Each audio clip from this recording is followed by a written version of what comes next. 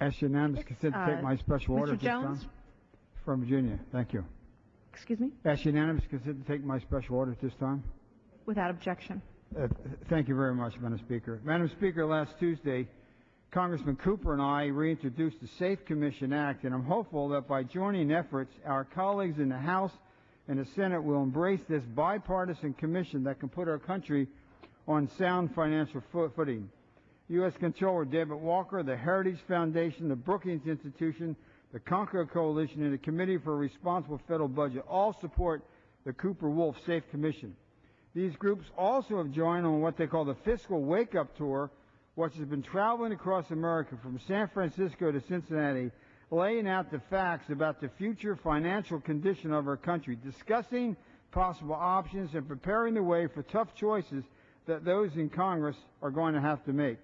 When you look at this tour ensemble, you see groups who usually disagree more than they agreeing on this policy issue.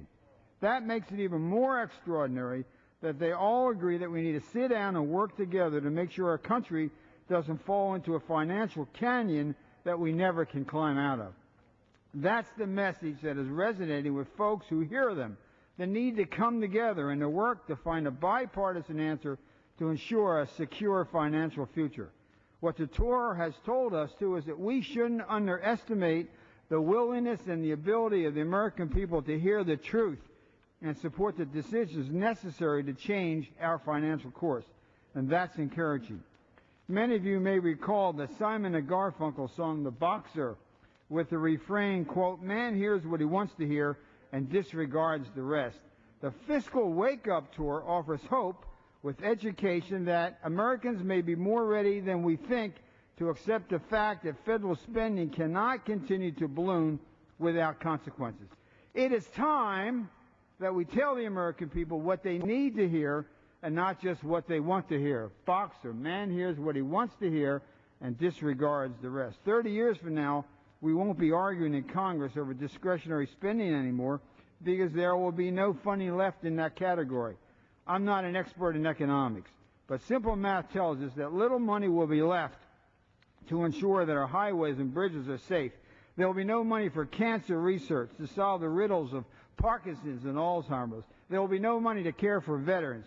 Resources will be scarce to ensure our schools are the best in the world so that our children and grandchildren can get the necessary tools, particularly in math and science, to compete in the world marketplace. We owe it to our young people to start the process today.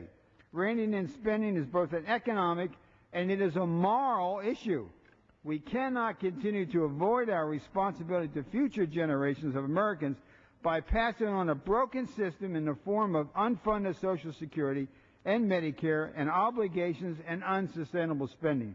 We cannot continue to borrow and mortgage our futures to countries like China, which has a terrible human rights record and has plundered Tibet and has Catholic bishops in jail and Protestant pastors in jail and Uyghurs in jail, or the Saudi Arabia that is funding Wahhabism around the world they carry obscene amount of our debt.